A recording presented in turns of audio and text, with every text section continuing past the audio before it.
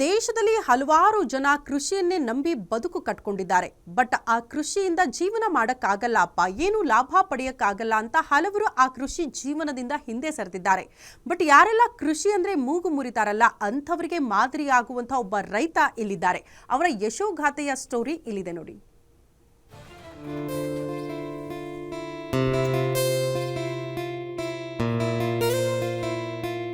ಹೊಲದಲ್ಲಿ ಹಚ್ಚ ಹಸುರಾಗಿ ನಳನಳಿಸುತ್ತಿರುವ ಪೈರು, ಪ್ರಕೃತಿಯ ಜೊತೆಗೂಡಿ ಕೈ ಬೀಸಿ ಕರೆಯುತ್ತಿರುವ ರಾಗಿ ತೆನೆ, ತಂಗಾಳಿಯ ಜೊತೆ ನಾಟ್ಯ ಮಾಡುತ್ತಿರುವಂತೆ ಭಾಸವಾಗುವ ಸುಂದರ ದೃಶ್ಯಗಳನ್ನ ನೋಡೋದೇ ಒಂದು ತರ ಖುಷಿ. ಇಂತಹ ಬೆಳೆ ಬೆಳೆದ ರೈತನ ಹೆಸರು ಬಿಳಿರಾಗಿ ಶಾಮಣ್ಣ.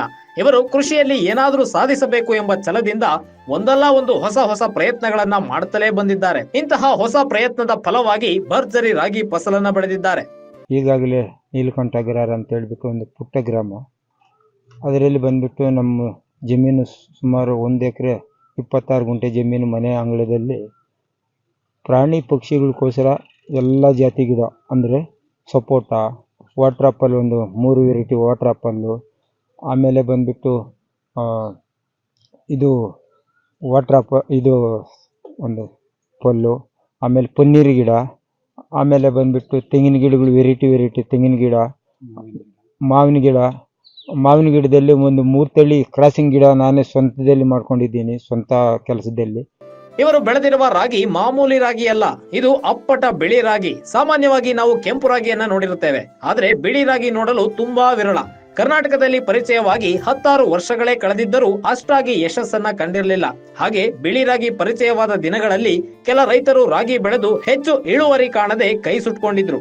ಆದ್ರೆ ಮಾಲೂರು ತಾಲೂಕಿನ ನೀಲಕಂಠ ಅಗ್ರಹಾರ ಗ್ರಾಮದ ರೈತ ಶಾಮಣ್ಣ ಹಠ ಬಿಡದೆ ಉತ್ತಮ ಬೆಳೆ ಬೆಳೆದು ಸಾಧಿಸಿದ್ದಾರೆ. ಪ್ರಾರಂಭದಲ್ಲಿ ಬಿಳಿ ರಾಗಿ ಬೆಳೆಯಲು ಸಾಕಷ್ಟು ಅಡೆತಡೆಗಳನ್ನ ಎದುರಿಸಿದ್ದ ಶಾಮಣ್ಣ 2023ರಲ್ಲಿ ಹೆಬ್ಬಾಳದ ಜಿಕೆವಿಕೆ ಕಡೆಯಿಂದ KMR 314 ರಾಗಿ ತಳಿಯನ್ನ ತಂದು ನಾಟಿ ಮಾಡಿ ಉತ್ತಮ ಫಸಲನ್ನ ಪಡೆದ್ರು. ಅಂದಿನಿಂದ ಶಾಮಣ್ಣ ಬಿಳಿ ರಾಗಿ ಶಾಮಣ್ಣ ಎಂದೇ ಹೆಸರುವಾಸಿಯಾಗಿದ್ದಾರೆ. ರೈತರಿಗೆ ಉಚಿತವಾಗಿ 5 ಕೆಜಿ ಬಿತ್ತನೆ ಬಿಳಿ ರಾಗಿಯನ್ನ ನೀಡುತ್ತಿದ್ದು ತಮ್ಮದೇ ಆದ ಅಳಿಲು ಸೇವೆ ಮಾಡಿಕೊಂಡು ಬಂದಿದ್ದಾರೆ.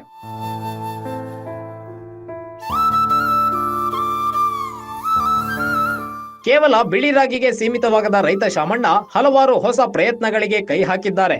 ಇತ್ತೀಚೆಗೆ ಹೊಸ ತಳಿ ಬಿಳಿ ಅಲಸಂದಿ ಕಾಳಿನ ಗಿಡಗಳನ್ನ ಸಹ ಬೆಳೆದಿದ್ದು ಉತ್ತಮ ಫಸಲಿನ ನಿರೀಕ್ಷೆಯಲ್ಲಿದ್ದಾರೆ. ಇತ್ತೀಚಿನ ದಿನಗಳಲ್ಲಿ ನೀರಾವರಿ ಸೌಲಭ್ಯ ಕಡಿಮೆಯಾಗಿದ್ದು ಕೇವಲ ಮಳೆ ಆಶ್ರಿತ ಬೆಳೆಯಾಗಿ ಬಿಳಿ ಅಲಸಂದಿಯನ್ನ ಬೆಳೆದಿದ್ದು ಇನ್ನೇನು ಕೆಲವೇ ದಿನಗಳಲ್ಲಿ ಅಲಸಂದಿ ಫಸಲು ಕೈಗೆ ಸಿಗುವ ನಿರೀಕ್ಷೆಯಲ್ಲಿದ್ದಾರೆ.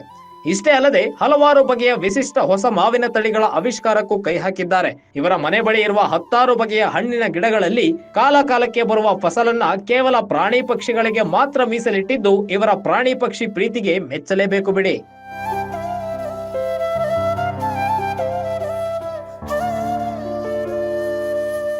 ಆಧುನಿಕ ಕೃಷಿ ಪದ್ಧತಿಯಲ್ಲಿ ತೊಡಗಿಸಿಕೊಂಡಿರುವ ಬಿಳಿರಾಗಿ ಶಾಮಣ್ಣ ನೂರಾರು ಕೃಷಿಕರಿಗೆ ಮಾರ್ಗದರ್ಶಕರಾಗಿ, ಪಕ್ಷಿ ಪ್ರೇಮಿಯಾಗಿ ಎಲ್ಲರಿಗೂ ಮಾದರಿಯಾಗಿದ್ದು ಅವರ ಪ್ರಾಕೃತಿಕ ಪ್ರೇಮಕ್ಕೆ ನಮ್ಮ ಕಡೆಯಿಂದ ಒಂದು salute. Gangapura Kumar, guarantee news, Kolar.